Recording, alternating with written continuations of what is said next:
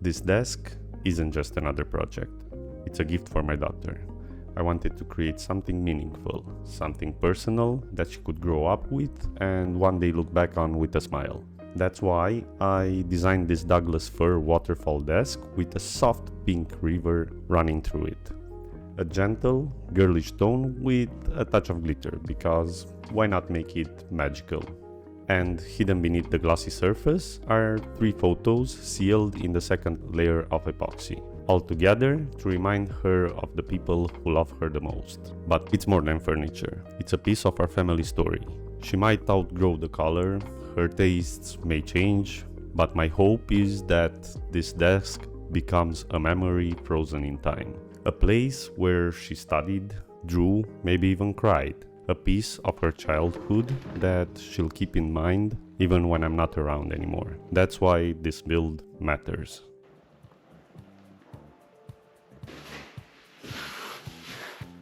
Let's build a table out of this. Starting with cleaning up the slab and preparing it for the first major cut. There's something grounding about that moment. You're not just working wood, you're setting the stage for everything that follows. The slab itself was a beauty. Tight grain, rich tone, loads of character. The kind of material that makes you feel lucky to work with it. Even prepping it felt meaningful, like revealing something that's been waiting to come to life. I took some quick measurements of the slab's thickness and checked the moisture content. 5.7 centimeters. It's critical to make sure the wood has stabilized before working with epoxy. Almost 5.9 on the other side. And in this case, I was lucky. The slab had been drying for over 10 years and was already about 10% moisture. Let's see the moisture. Still, once I brought it into the shop, it reacclimated slightly to the environment and settled closer to 13%. That's totally fine for epoxy work, but it's always good to check before committing to a pour. Moisture movement can ruin even the most beautiful projects. This was 10 when I brought it in. I know it's dry because it's been sitting for about 4 years, but it stabilized here in my garage at 12-13%. I'm still gonna use it. Then came the dramatic part, cutting the slab in half. This is where the concept of the waterfall design really kicks in. It's one thing to plan it on paper, but slicing through the slab to make it happen feels a bit like a leap of faith. I cut the slab lengthwise so I could flip the pieces around and bring the live edge inwards. That way, the epoxy would follow the natural contours of the wood, enhancing the river effect in the middle. The challenge is keeping the grain aligned to the vertical leg and down to the floor. It adds a ton of visual appeal, but also a lot of planning and precision. Every cut has to be deliberate.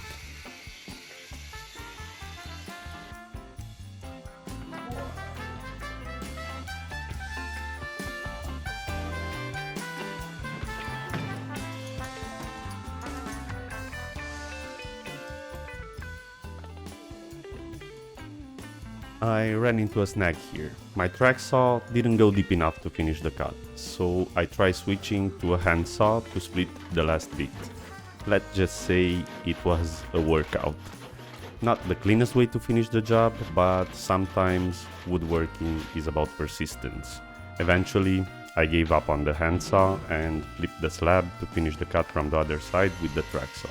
A good reminder that not everything goes as planned, but you find ways to make it work.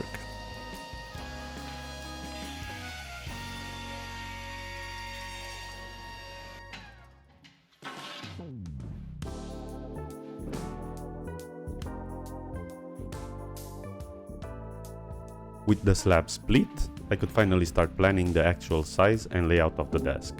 I lined up the two parts to simulate the final look and started taking accurate measurements. It's always helpful to visualize things at full scale. You get a better sense of proportion and how it will fit into the room.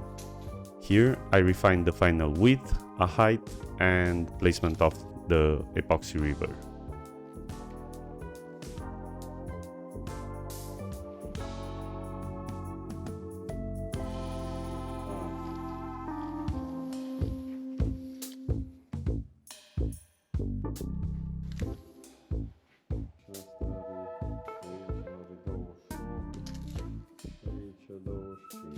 Before moving on, I needed to clean up the edges of each half of the slab. There were some rough saw marks and uneven spots that needed attention to get tight epoxy joints. This step might seem minor, but it makes a huge difference later on. Clean edges mean less epoxy seepage, better adhesion, and a much professional look in the end.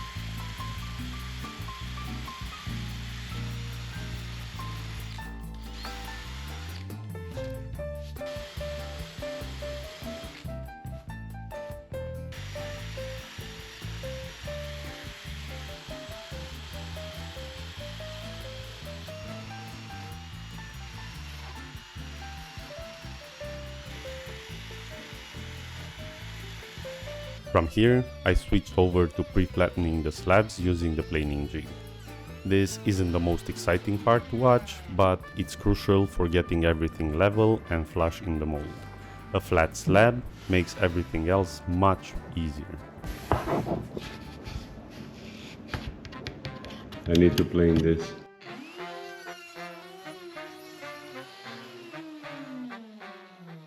Now it's at the same level, so we can plane the other side. This as well.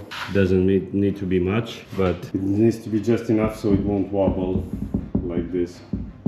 Let's see if we can start planing this.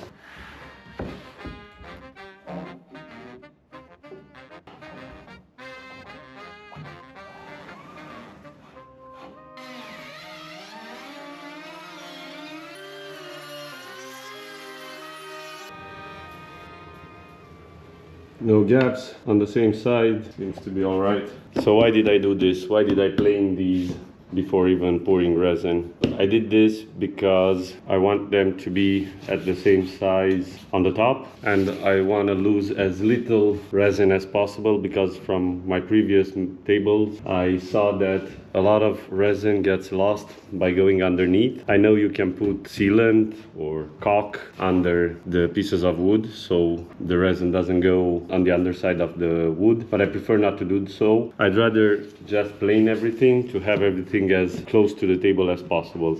Another reason why I'm doing this is because from my previous attempts I saw that wood tends to twist a little bit after the resin is poured, because as the resin hardens it causes a little bit of stress in the wood. By doing this, I know that I'm pretty much plain. I don't create any new stresses more than I already have. If I try to put everything on one plane within the form without them being planed on the backside, I need to press them down. I create a little bit of tension. After I pour the resin, the wood naturally tends to go back to its original shape and it cups the table. So I'd rather not have this happen. I'd rather have it planed, at least on the backside, and this way in the form it will be on the bottom. I do have to press it with clamps because otherwise it will float in the resin. But while I press it, I don't create any tension. It's on the bottom of the form. It's less likely to cup when I'll demold everything. On the top, it doesn't really matter because I'm not going to go this high.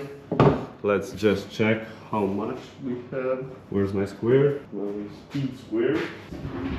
Where did I put my speed square? Where's my speed square, speed square, speed? Found my square. This is at about 5 centimeters, that's about 2 inches. And this way I can pour up till the top, and I'll have to plane just a little bit rather than plane a lot from this with resin, which is expensive and I don't want to just waste it. This is gonna be 65 centimeters. That's about, let me just see, 20 inches, 25 inches, 2.3 meters. We're gonna have 1.4 meter. We're gonna have this as the tabletop, and this is going to be the leg. We're gonna cut it, and we're gonna have a leg and a top for it. Let's continue with this. Let's do the form. At this stage, I'm starting to build the mold and do a dry fit with the slabs. It's an important checkpoint before any epoxy gets poured. I want to make sure everything fits the way it should, that the slabs sit flat, and the dimensions are exactly where I need them to be.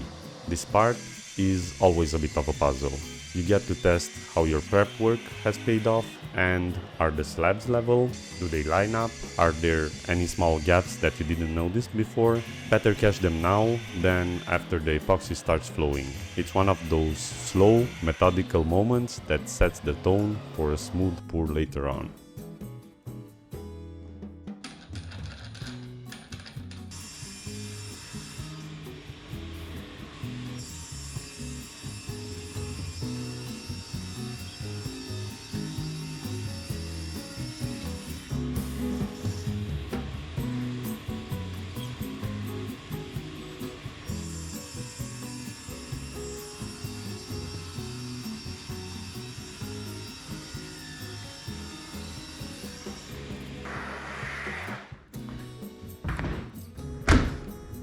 Let's build this form.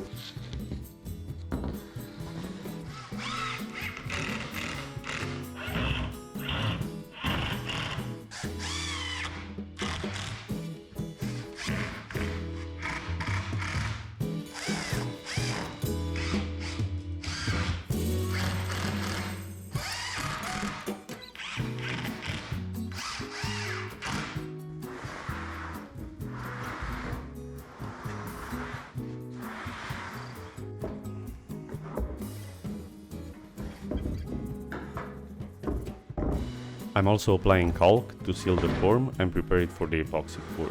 This step always brings a bit of tension.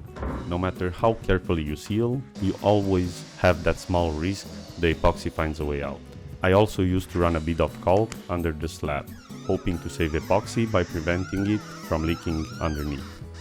But I moved away from that. Not because it didn't help, but because once it cures, it sticks to well.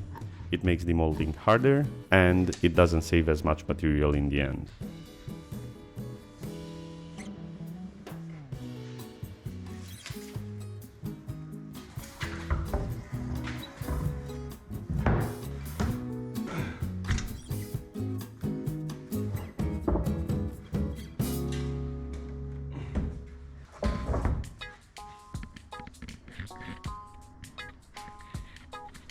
I chose a light pink resin for this piece.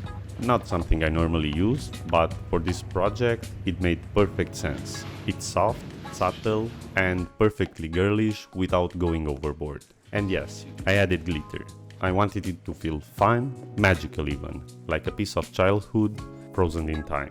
This color choice might not work for everyone, but it was for her, and that's what mattered. It feels good to tailor a piece entirely for someone you care about. You think about their personality, what would make them smile, and you pour that into the work. As I was working, I kept thinking about what this desk might mean to her one day. Not just as a useful object, but as a memory. A piece of her childhood, a connection to us. Even if I'm not around someday, I hope this desk reminds her of how much she was loved. It's part of our story as a family. Pouring epoxy always puts me into a different headspace. There's something incredibly calming about watching it flow across the surface, slowly settling and evening itself out. You get lost in it a bit. In this case, it was especially meaningful because I knew I was sealing underneath those 3 little family photos placed in the second layer. It's not just resin, it's memory, it's permanence. That moment will always be locked into this piece.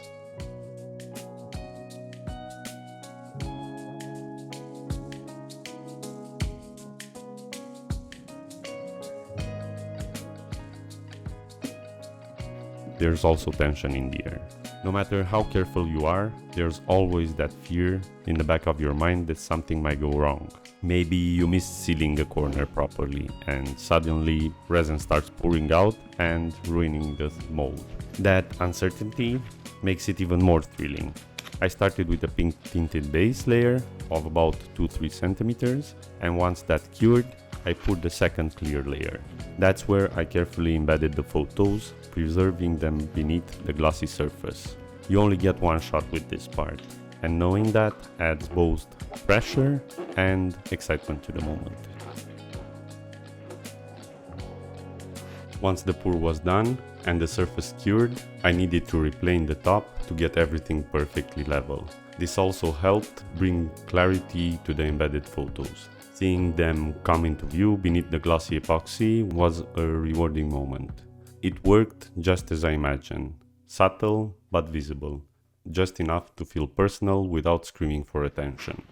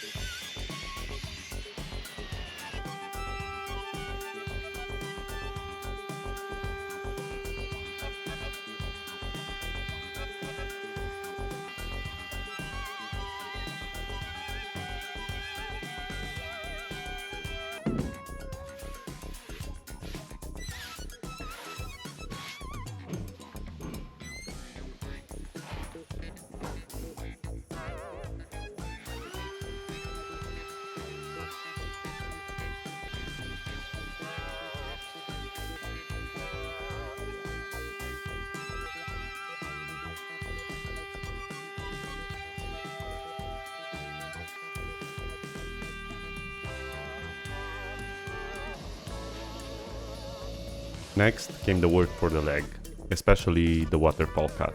I wanted the grain to flow continuously from the top down the side like a single piece folding over itself. It's not the easiest design, especially when working with resin-filled slabs, but the visual payoff is huge. You get this seamless flow that really elevates the whole piece.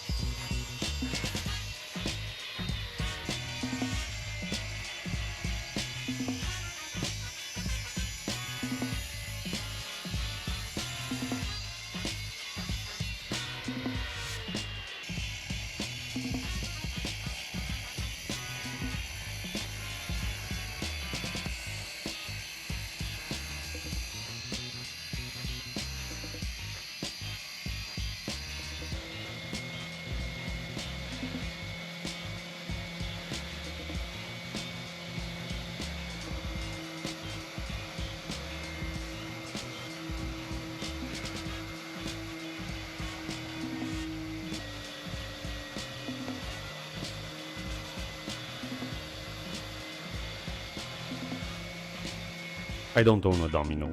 As amazing as they are, they cost around $1,500, which doesn't make sense for my setup right now, especially since I don't use that type of joinery very often. For this build, I actually borrowed a biscuit joiner. It's a much more affordable solution and perfect for this kind of joint, especially when you only need it occasionally.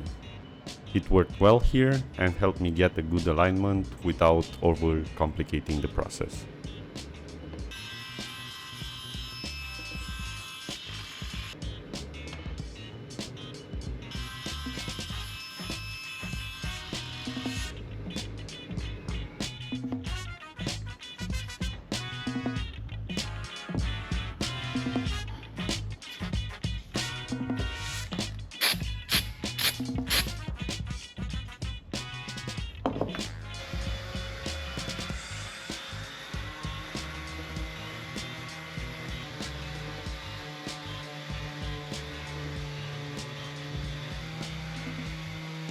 I'll be honest, the joinery didn't go perfectly. There were some alignment issues and a few small gaps I didn't anticipate. It happens. Especially when you're not using specialized tools. But I decided to talk about that too, because these kinds of mistakes are part of the process. They teach you what to do differently next time. And they remind you that perfection isn't always the goal, but growth is. To fix the joinery gaps, I went back to my trusty resin. A small pour helped fill everything and actually ended up making the joint stronger. It's one of those happy accidents. Visually, it even adds character. You wouldn't think a little mistake could turn into a design detail, but that's woodworking for you. Always full of surprises.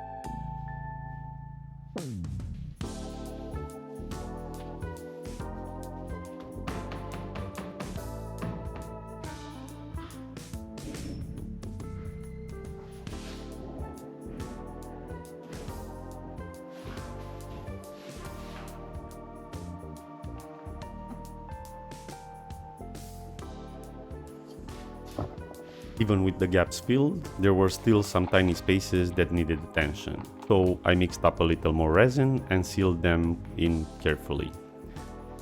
This step is subtle, but really satisfying. You know those joints won't move, and you're gonna be giving the whole piece an extra level of polish and stability.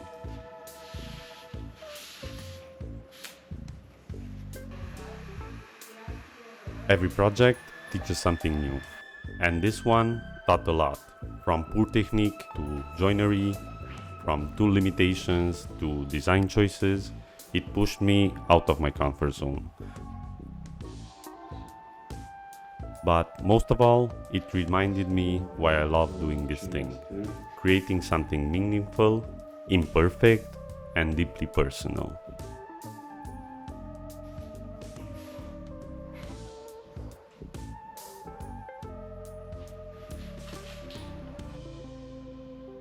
One fun detail I added near the end was a recessed power outlet, because of course she's gonna want to plug in her PlayStation or her laptop, or both. Little features like this make the desk more than just beautiful. They make it usable for years to come.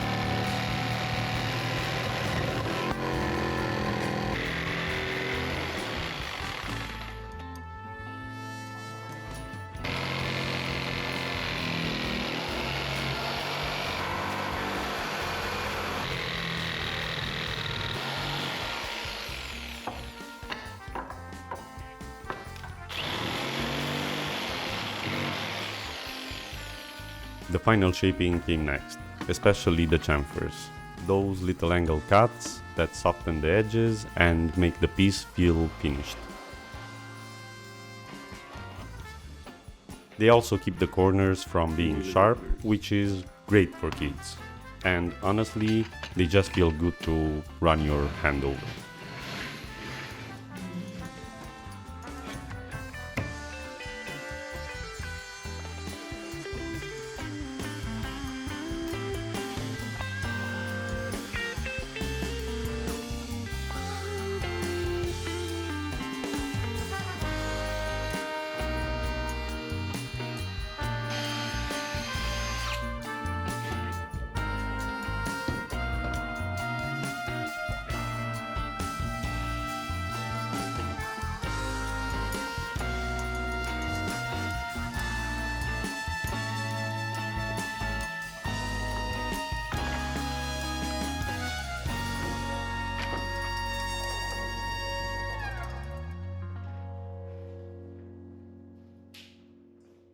For this desk, I didn't use Rubio monocoat like I often do. Instead, I went with a solid hardwood oil, something a little more matte and natural feeling, which I think fits the tone of the piece better. It brings out the grain without overpowering the pink and glitter in the river. The contrast is subtle and really satisfying.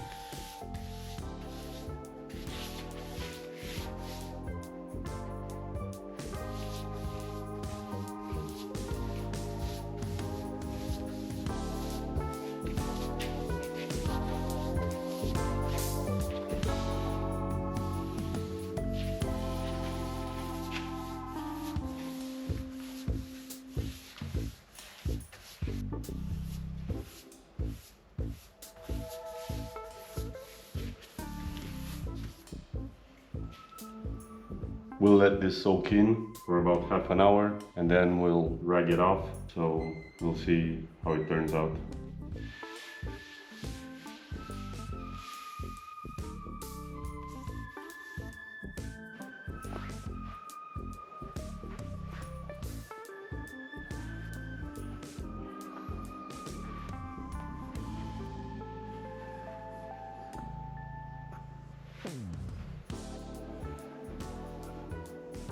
If you enjoyed watching this build, consider subscribing. It really helps me keep making these projects and sharing the journey with you. I got a lot more coming and I'd love to have you along for the ride. And if you want to see more woodworking like this, check out the walnut dining table build. It was one of my most challenging but rewarding projects to date. Thanks for watching and see you in the next one.